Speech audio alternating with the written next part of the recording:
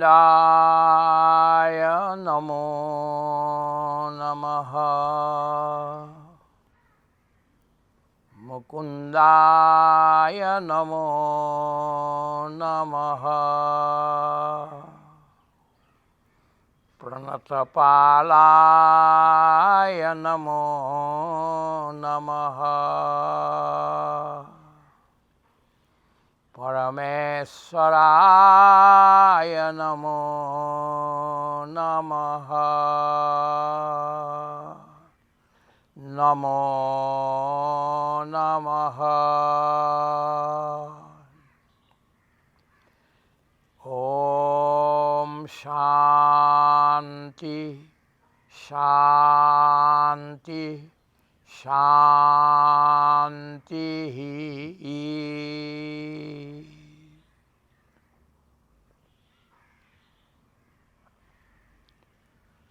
আজি আমি ভগৱানৰ নামৰ সম্পৰ্কতে চিন্তন কৰি আছোঁ আৰু ইয়াৰে বিবেচন আপোনাসৱৰ সন্মুখত নিবেদন কৰিব খুজিছোঁ। আজিৰ শীৰ্ষকটো হ'ল দৃঢ় নিশ্চয় আৰু যত্ন পৰাকাষ্ঠা লাগে। দৃঢ় নিশ্চয় আৰু যত্নৰ পৰাকাষ্ঠা লাগে। Unshakable resolve and supreme effort necessary. Unshakable resolve and supreme effort necessary.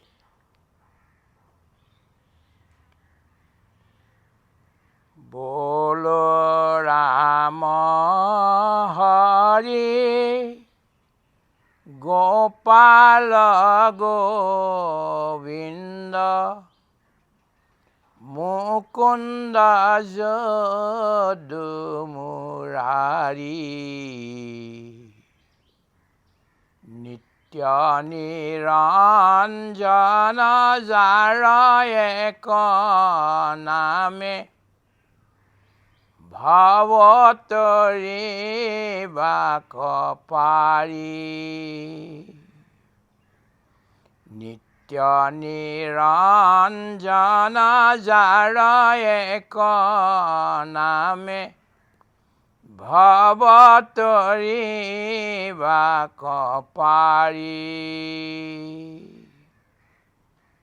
Ghosha number 241। এতিয়া আমাৰ মানৱৰ সন্মুখত যাৰ এটা চিন্তন আছে, সম্যক চিন্তন আছে, তেওঁৰ ওচৰত এটা ডাঙৰ উদ্দেশ্য আছে। উদ্দেশ্যটো হ'ল ভৱ তৰিবাক পাৰি আৰু প্ৰভু ধৰিবাক পাৰি। প্ৰভু ধৰিবাক পাৰিটো ইয়াত উজ্জ্ব হৈ আছে, কিন্তু মূল সেইটোৱেই। ব্ৰহ্ম চিন্তিবাক পাৰি, প্ৰভু ধৰিবাক পাৰি, কৃষ্ণ সেবিবাক পাৰি। পাৰি means it is possible. আমাৰ সকলোৰে ভিতৰত দুটাভাৱে কাম কৰে। এটা হ'ল সাকাৰাত্মক পজিটিভ পচিবল, আৰু অন্য এটাভাৱে কাম কৰে তাতকৈ শক্তিশালীভাৱে, সেইটো হ'ল নাকাৰাত্মক নেগেটিভ ইম্পচিবল। কিন্তু আমি আমাৰ ভিতৰতে এখন যুদ্ধ কৰি যিমানবিলাক নেগেটিভ ভাৱনা আছে, নাকাৰাত্মক ভাৱনা আছে, নোৱাৰোঁ, নহ'ব, নকৰোঁ, নধৰোঁ, নাচাওঁ, নাযাওঁ, সাধনা নকৰোঁ, নোৱাৰিম, এই ভাৱনাটো আমি দূৰ কৰিব লাগিব, পিছলৈ ৰাখিব লাগিব। আৰু যিটো কাম অন্যই কৰিব পাৰিছে মই কিয় নোৱাৰিম, ময়ো পাৰিম, নিশ্চয় কৰিম। আৰু এইটো প্ৰাপ্ত কৰিবৰ কাৰণে যদি এটা জন্ম নহয় 10টা জন্ম, 10টা জন্মত যদি নোৱাৰোঁ তেতিয়াহ'লে 100টা জন্ম দি হ'লেও এই কামটো পূৰা কৰিম। যিবিলাক বস্তু কম মূল্যৰ সেই বস্তুবিলাক সহজতে পোৱা যায়, আৰু যিবিলাক বস্তুৱে আমাৰ জীৱন ধ্বংস কৰে সেইবিলাকতো এনেই আহে। গতিকে যিবিলাক এনেই নিজে নিজেই আহি গ'ল, দুঃসংগতিত বোলক, বদ অভ্যাসৰ কাৰণে বোলক আহি গ'ল, সেইবিলাকক আমি সম্পূৰ্ণ নেগেটিভ কৰিব লাগিব, সেইবিলাকক গুচাব লাগিব। বেয়া কামটো যদি কোনোবাই ফ'ৰ্চো কৰে তেতিয়াহ'লে ক'বলৈ নট টুডে বাট টুমৰো, কালিলৈ কৰিম, টুমৰো will never come in life, it will be always today. In any today we will not do any bad thing, but in this today, from this moment, we will have to do all the good things possible. যিবিলাক ভাল কামৰ কথা আছে সেইটো আজিয়ে যিমান সম্ভৱ হ'ব আজিয়ে মই কৰিম এইটো। আৰু যিটো বেয়া বস্তু সেইটো পেণ্ডিং কৰি ৰাখি কালিলৈ কৰিম, পৰহিলৈ কৰিম, কালিলৈ আৰু পৰহিলৈ ইজ অনলি এ কনচেপ্ট, এইটো কেতিয়াও নাহে। কালিলৈতো আজি হৈয়ে আহিব, আৰু আজিতো মই বেয়া কাম নকৰোঁৱেই। গতিকে এই ভাৱনাটো লৈ আমি যদি কাম কৰোঁ তেতিয়াহ'লে আমাৰ কামটো আগবাঢ়িব, আমাৰ মানৱ জীৱন সাৰ্থক হ'ব। ভক্তিপন্থ, বহুতে কয় ভক্তি বৰ সহজ, কিন্তু এই কথাটো বৰ ঠিক নহয়। কিয় নহয়? যোগতকৈও, তপতকৈও, পঞ্চাগ্নিৰ তপস্যাতকৈও, জ্ঞানতকৈও, সকলোতকৈ যদি কঠিন কিবা এটা কাম আছে সেইটো হ'ল ভক্তি। গোস্বামী তুলসীদাস মহাৰাজে কৈছে যে ৰঘুপতি ভগতি অতি কঠিনাই, কহত সুগম কৰত কঠিন। কওঁতে বৰ সুগম যেন লাগে, মানে সহজ যেন লাগে, কিন্তু কৰাটো বৰ কঠিন কাম। ইংৰাজী এটা বাক্য আছে, বেটাৰ ছেইড দেন ডান। ক'বলৈ বৰ সহজ, ভাল লাগে, কিন্তু কৰাটো বৰ কঠিন কাম। ইয়াৰ কাৰণে মহাপুৰুষ মাধৱদেৱে কৈছে, ধৰি দৃঢ় ব্ৰত কৰি যত্ন বিপৰীত ভাবিব নোৱাৰা, মনেৰে চিন্তন কৰি পাব নোৱাৰা এনেকুৱা যত্ন আমি কৰিব লাগিব দিন ৰাতি। যিদিনাখনে আমি ভগৱানৰ কথা ভাবিছোঁ, কৃষ্ণৰ কথা ভাবিছোঁ, শ্ৰীৰামৰ কথা ভাবিছোঁ, নাৰায়ণৰ কথা ভাবিছোঁ, হৰিৰ কথা ভাবিছোঁ, তেতিয়াহ'লে আমি এটা নিৰ্ণয় কৰি ল'ব লাগিব, যিহেতু দীঘলীয়া পথ, long is the way, narrow' is the path. ৰাস্তাটো বৰ দীঘলীয়া কিন্তু অত্যন্ত সংকীৰ্ণ, অতি ঠেক। তাৰ দুয়োফালে নানা প্ৰকাৰৰ বিপদ প্ৰথম আৰম্ভতে আছে। সিংহৰ গোজৰণি আছে, বাঘৰ গোজৰণি আছে, সাপৰ ফোঁচ আছে, ওখ চাপৰ আছে, গোটেইবিলাক আছে। এইবিলাক আমি অতিক্ৰম কৰিব লাগিব। কাঁইটবিলাক আছে, কণ্টক আছে, এই গোটেইবিলাক আমি সহন কৰিম, আগবাঢ়িম, এইবিলাকক পিছ পেলাই এইবুলি আমি অভ্যাস কৰিব লাগিব। আৰু গোটেই জীৱন তাৰ কাৰণে দিয়াৰ ৰেডিনেছ, প্ৰস্তুতি আমাক লাগিব।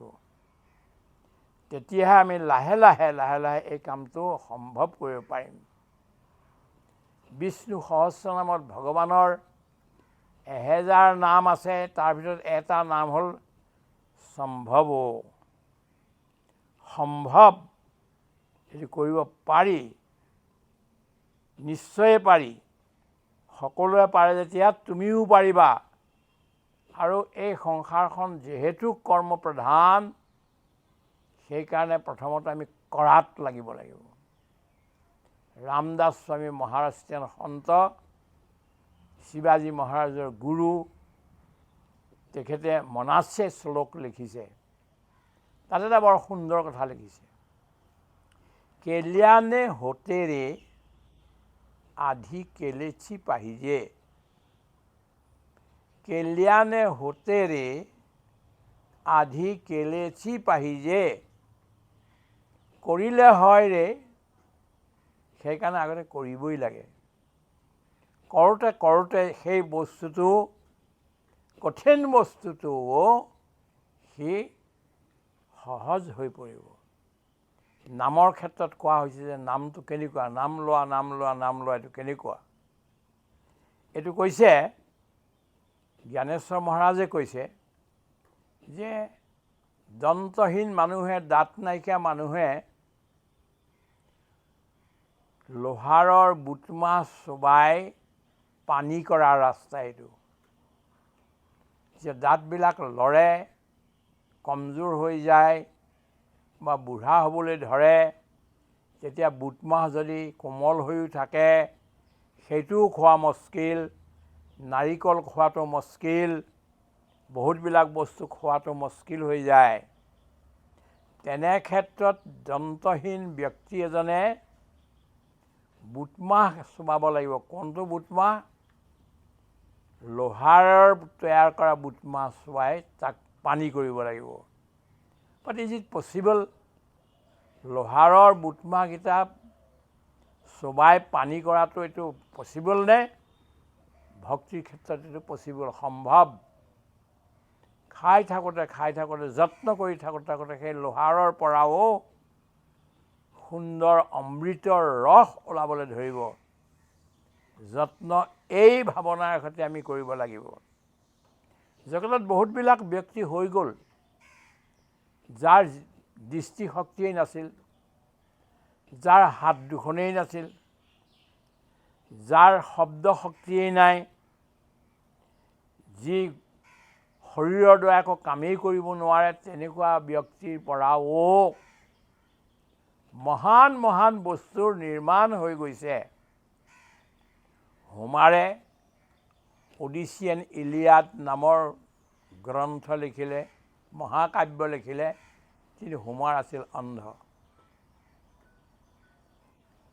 জন মিল্টনে paradise lost and paradise regain, যেতিয়া তেওঁ ডেকা কালতে অন্ধ হৈ গৈছিল, তাৰপিছত এইখন লিখিলে। তেওঁ কৈ গ'ল আৰু অন্যে লিখি গ'ল।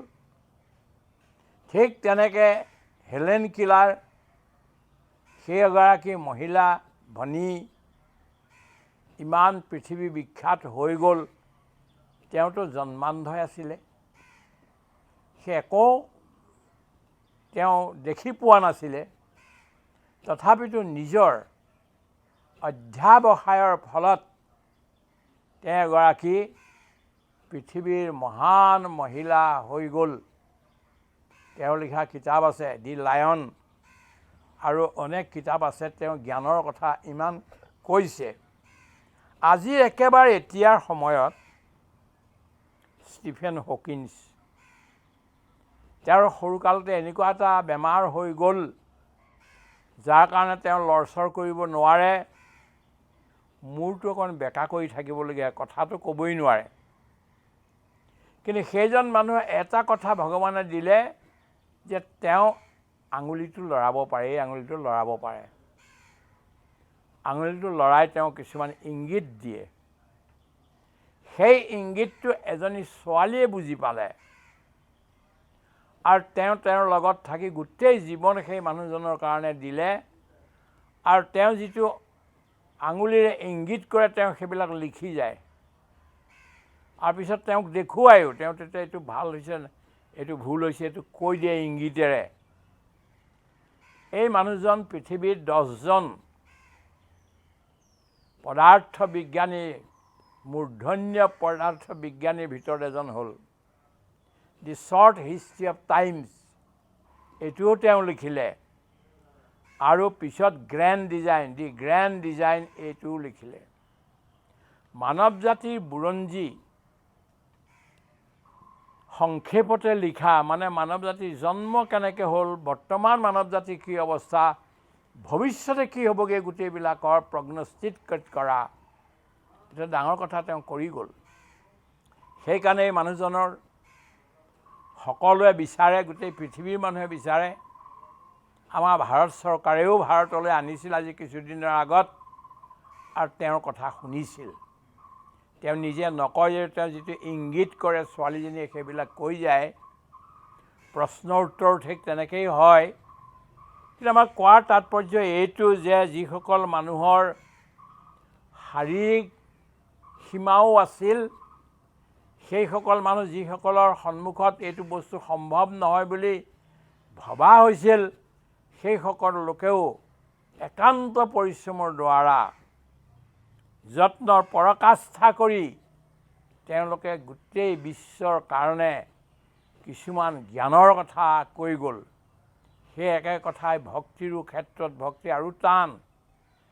ভক্তিটোততো নিজৰ যিটো ব্যক্তিগত সত্তা আমি যাক বুলি ভাবোঁ, যিজন ব্যক্তি আজি আপোনাৰ আগত কথা কৈ আছে, এইজনৰ এটা অহংকাৰ থাকে যে মোৰ ভিতৰত মই বুলি কিবা এটা বস্তু আছে। এই ভিতৰ আৰু বাহিৰৰ মইটোক বিৰাট মই বা ঈশ্বৰ বা ব্ৰহ্ম বা কৃষ্ণৰ চৰণত অৰ্পণ কৰি দি নিজক শূন্য কৰি দিয়াটো সমান টান কাম একো নাই পৃথিৱীত। এইটো কিন্তু কৰা যায় আৰু হয়ো এই কথাটো। সেইকাৰণে ইয়াত কি কৈছে যে অসম্ভৱ বুলি কোনো কথা নক'বা। Any good work is possible in this world, under the sky it is possible, provided you have sincere effort towards that. সেইটোৰ প্ৰতি যদি ভাল তোমাৰ মনৰ হৃদয়ৰ পৰা যদি তুমি চেষ্টা কৰিছা, আকাশৰ তলত যিকোনো কথাই সম্ভৱ হ'ব পাৰে। আৰু বিষ্ণু সহস্ৰনামত শ্ৰীকৃষ্ণৰ বিষ্ণুৰ এই নামটো সম্ভৱ ভাৱনো ভৰ্তা প্ৰভৱ প্ৰভুৰীশ্বৰ সম্ভৱ শব্দটো ৰাখিছে। যিকোনো ভাল কাম কৰিবলৈ ভবাৰ লগে লগে, সকাৰাত্মক চিন্তন কৰিবলৈ লোৱাৰ লগে লগে ভাবিব লাগিব যে অন্যই পাৰিছে যেতিয়া মই কিয় নোৱাৰিম। মই মোৰ যিবিলাক শক্তি আছে, যিবিলাক বাহিৰলৈ ওলাই গৈছে ইন্দ্ৰিয়ৰ দ্বাৰা, সেই ইন্দ্ৰিয়বিলাকক দমন কৰি সমন কৰি মই মোৰ শক্তিক এফালে দি এটা ফালকে বোৱাই মই যিটো বিচাৰিছোঁ সেইটো সম্ভৱ কৰিমগৈ। সমুদ্ৰৰ তলত গৈ তাৰ পৰা মণিমাণিক বিচাৰি আনে, প্ৰশান্ত মহাসাগৰৰ গভীৰ তলিৰ পৰা আনিব পাৰে। কিছু ব্যক্তিয়ে পৃথিৱীখন খানি খানি খানি খানি কত হাজাৰ ফুট গৈ গৈ তাৰ পৰা একোটা একোটা হীৰাৰ কণা লৈ আনে। এইবিলাক যদি সম্ভৱ, তেতিয়াহ'লে আধ্যাত্মিক জীৱনতো সম্ভৱ। এতিয়া ইয়াত গুৰুজনাই কি কৈছে যে বোলৰ ৰাম হৰি গোপাল গোবিন্দ। ৰাম হৰি সম্পৰ্কে আমি ইয়াৰ আগতে কৈ গ'লোঁ। ৰাম মানে সত্য, কৃষ্ণ মানে প্ৰেম, আৰু হৰি মানে কৰোণা। এইটো কোৱা হৈ গ'ল। গোপাল গোবিন্দ, গোপাল, গো মানে বেদ, গো মানে অন্তৰীক্ষ, গো মানে জ্ঞান, গো মানে ইন্দ্ৰিয়, গো মানে গাই। এতিয়া বেদৰ ঋষিয়ে ভগৱানক প্ৰাৰ্থনা কৰিছে আমাৰ ইন্দ্ৰিয়বিলাকক শক্তিশালী কৰি ৰাখা প্ৰভু। ওম ভদ্ৰম কৰ্ণেভিঃ শৃণুয়াম দেৱাঃ ভদ্ৰম পশ্যেমাক্ষভিৰ্যজত্ৰাঃ স্থিৰৈৰङ्गैस्तुष्टुवासस्तनूभिः व्यसेम देवहितं यदायुः। বেদত কৈছে, হে ভগৱান, আমাৰ ইন্দ্ৰিয়বিলাকক, শৰীৰৰ বস্তুবিলাকক শক্তিশালী কৰি ৰাখা। কেলে শক্তিশালী কৰি ৰাখা? বিষয়ৰ ভোগ ভুগিবৰ কাৰণে নহয়। কিহৰ কাৰণে? যে তোমাক প্ৰাপ্ত কৰিবৰ কাৰণে যিখিনি শক্তি লাগে, এই শক্তি যাতে আমাক ইন্দ্ৰিয়ই দিয়ে। আমি ভিতৰৰ পৰাটো কৰিবই লাগিব, কিন্তু ইন্দ্ৰিয়ইও আমাক সহযোগ কৰিব লাগিব। এই গোপাল আমাৰ ইন্দ্ৰিয়বিলাকক, আমাৰ ভিতৰৰ অংগ প্ৰত্যংগবিলাকক যি পালন কৰি ৰাখি, শক্তিশালী কৰি ৰাখি তেওঁৰ ফালে লৈ যায়, ইয়াৰ নাম গোপাল। দ্বিতীয় গোপাল মানে গৰুক যি পালন কৰে, গকুলত যি গৰুক পালন কৰিলে, গৌক পালন কৰিলে, গৌ সংস্কৃতি মানৱ জাতিত আনি দিলেহি। আগৰ অৱস্থাততো মানুহে জীৱ জন্তুবিলাকৰ চিকাৰ কৰি সেইবিলাককে কেঁচাই কেঁচাই তাৰপিছত পুৰি পেলাই খাইছিল। কিন্তু লাহে লাহে ফল মূলৰ সংস্কৃতি আহিল আৰু শেষত খেতিৰ সংস্কৃতি আহিল। এই খেতিৰ সংস্কৃতি, ফল মূলৰ সংস্কৃতি, গো দুগ্ধৰ সংস্কৃতিৰ আৰম্ভণি ভালকৈতো শ্ৰীকৃষ্ণৰ পৰা হ'ল। তেওঁ গো পালনো কৰিছিল আৰু গৌৰ লাভ লৈ এক নতুন সংস্কৃতি, নিৰামিষ ভোজনৰ সংস্কৃতিও সমাজত প্ৰচাৰ কৰি গ'ল। ইয়াৰ পিছত হ'ল গোবিন্দ, ইন্দ্ৰিয়বিলাকৰ ইন্দ্ৰ ৰজা, king of all the senses organs, সেইটো এটা কথা হ'ল। 2 নম্বৰ, এই গোবিন্দ শব্দটো দুজন ব্যক্তিয়ে দিলে। প্ৰথম দিলে ইন্দ্ৰই। যেতিয়া ইন্দ্ৰ কুপিত হৈ গকুলবাসীৰ ওচৰত পূজা নোপোৱাৰ কাৰণে কুপিত হৈ যেতিয়া গকুলত ধাৰাসাৰে বৃষ্টিপাত কৰিবলৈ ধৰিলে, ভয় লগা ঢেৰেকণি গাজনি হ'বলৈ ধৰিলে, তেতিয়া এইসকল গৈ গোপ গোপীসকল গৈ কৃষ্ণৰ শৰণ ল'লে আৰু কৃষ্ণই সকলোকে লৈ আনিলে আৰু গোবৰ্ধন কৃষ্ণই ধাৰণ কৰিলে। এই গোবৰ্ধন ধাৰণ কৰি পানীৰ পৰা বচাই দিলে।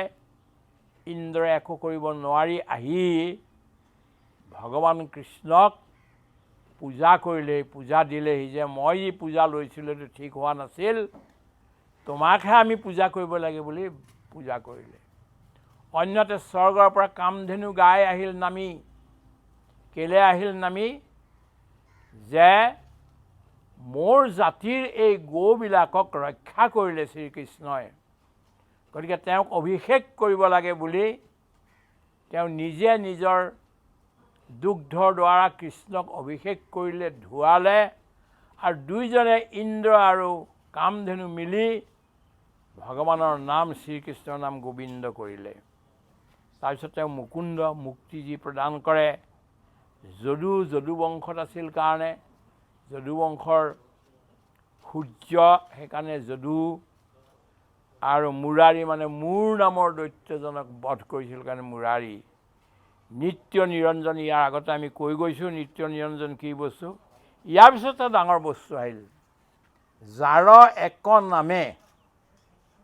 এটা বৰ ট্ৰিকলি কুৱেশ্যন। এক নামৰ অৰ্থ বিভিন্ন ধৰণে বিভিন্ন লোকে বিভিন্ন ধৰণে ইয়াৰ অৰ্থ কৰিবলৈ ধৰে। এক নাম মানে ভগৱানৰ অনন্ত নামৰ ভিতৰৰ পৰা বা ভগৱানৰ 1000 নামৰ ভিতৰৰ পৰা যিকোনো এটা নাম ল'লেও জীৱ মুক্ত হৈ যাব। কিন্তু এইটো ওপৰৰ অৰ্থ। ইয়াৰ বাহিৰে এটা ডাঙৰ এক নামৰ এটা বেলেগ অৰ্থ আছে। আমাৰ যে বাণী আমি দেখিছোঁ, এতিয়া আমাৰ এই অধমে এতিয়া আপোনাৰ আগত কিবা কৈ আছে বাণীৰ দ্বাৰা, এই কিন্তু ই আচল বাণী নহয়, ই একেবাৰে বৈখৰী বাণী। বাণীৰ 4টা প্ৰকাৰ আছে, পৰা, পশ্যন্তী, মধ্যমা আৰু বৈখৰী। বাণীৰ জন্ম আত্মাৰ পৰা হয়। বাহিৰলৈ ওলাবলৈ বিচাৰে সি, তেতিয়া সি হয় পৰাবাণী। সেইটোৱে মূল বাণী, সেইটোৱে সত্যবাণী, সেইটোৱেই আটাইতকৈ শক্তিশালী বাণী হ'ল পৰাবাণী। তাৰপিছত সি আহে পশ্যন্তী হৈ ওপৰলৈ উঠি আহে, কাৰণ দেহলৈ সি গুচি আহে, পশ্যন্তী হৈ যায়। পশ্যন্তীৰ পৰা ই আহি আকৌ মধ্যমা হয়। মধ্যমা ক'ত হয়? যেতিয়া স্থূল দেহৰ পৰা সূক্ষ্ম দেহলৈ যায়গৈ, এইখিনি সময়ত সি পশ্যন্তী হৈ যায়। আৰু আমাৰ এই যে স্থূল দেখি থকা দেহ, টেঞ্জিবল বডি, ইয়াতে বৈখৰী বাণী হয়। অৰ্থাৎ আমি কোৱাৰ তাৎপৰ্য এইটো যে পৰাবাণীৰ পৰা ওলাই সি লাহে লাহে বাহিৰলৈ ওলাই গৈ বৈখৰী বাণী হৈ আকাশত মিলি যায়। এতিয়া কৰিব লাগিব কিটো? যে আমাৰ এই যে বাণী আছে, এই বাণীটো বাহিৰলৈ আকাশলৈ ওলাই গৈছে, তাক ঘূৰাই আনি বৈখৰীৰ পৰা মধ্যমা কৰিব লাগিব, মধ্যমাৰ পৰা পশ্যন্তী কৰিব লাগিব, পশ্যন্তীৰ পৰা পৰাবাণী কৰাৰ লগে লগে নাম নিজে নিজেই ঘটি থাকিব। নাম উইল ঘটিব, এই বস্তুটো ঘটিব। ই ঘটিয়ে আছে নিজৰ ভিতৰতে, ই স্প্ৰাউট কৰি আছে। বেলেগে নাম ল'ব নালাগে। ইয়াৰ ইংগিত মহাপুৰুষ মাধৱদেৱে আমাক দিছে। ৰাম নামৰ ৰাজহংস চানিয়া আৰাও কৰে, শুনি আতি কৌতুক মিলয়। ৰাম নাম ৰাজহংসই চানি পেলাই আৰাও কৰি কি উলিয়াইছে? ৰাম বা কৃষ্ণ বা হৰি এনেকুৱা নামেই উলিয়াইছে। আমি সেই নাম শুনিবহে লাগে। We are to discover, we are to listen to that name. We are not to bring it from anybody, any source, any outward agencies. It is not necessary. এক নাম শব্দৰ অৰ্থ কিন্তু এইটোহে হয়গে, পৰাবাণীত আমি ভগৱন্তৰ নাম শুনিব লাগিব, বুজিব লাগিব, চিনিব লাগিব, আৰু তাক জীৱনত ধাৰণ কৰিব লাগিব। এনেকুৱা এই গোটেই কথাবিলাক ইয়াত কোৱা হৈছে যে তেতিয়া কিন্তু ভৱতৰাটো সম্ভৱ পাৰি। আমি আৰম্ভ কৰিছিলোঁ পাৰিৰ পৰা। It is possible, it can be achieved, it is possible, it is not impossible. এইটো কোনো অসম্ভৱ কথা নহয়, নোৱাৰি নহয়, পাৰি। সকলো ভাল কৰ্ম এই মানৱ দেহৰ দ্বাৰা, মানৱ জীৱনৰ দ্বাৰা কৰিব পাৰি। ইয়াৰ সাৰাংশ এইটোৱেই। গতিকে প্ৰভুসকল, মহাপুৰুষ মাধৱদেৱে আমাক বহুত তলে ওপৰে ইংগিতে আমাক কথাবিলাক কৈছে। তাৰ পৰা এই অমৃত সমুদ্ৰৰ পৰা অমৃত উলিয়াই আমি তাক গ্ৰহণ কৰি আমাৰ জীৱন সাৰ্থক কৰিব পাৰিম। হৰি ওম। শান্তি শান্তি শান্তি। কৃষ্ণ।